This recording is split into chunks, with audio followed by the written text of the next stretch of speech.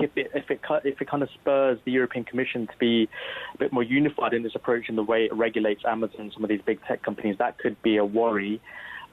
We know in China we're seeing a regulatory crackdown on some big tech companies like Alibaba.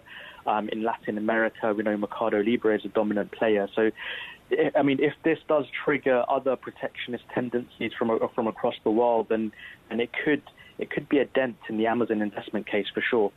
Interesting. So, it is a major deal then if Amazon is forced to adjust its business model in this unit. I mean, when we talk about corrective measures, what exactly could Amazon have to change, and how could it pivot?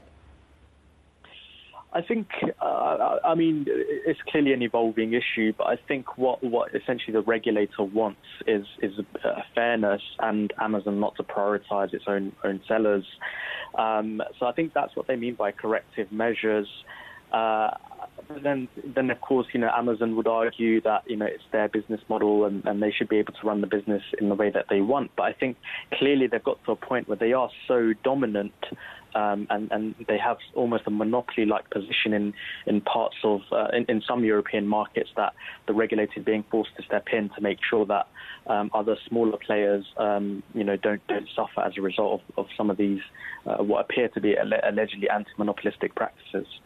Europe is at a strange point right now. They talk about wanting to create European champions in the tech space. There's clearly a deficit of tech giants relative to the U.S. and China. But then you have fines like this and a much more stringent approach to antitrust than in other parts of the world.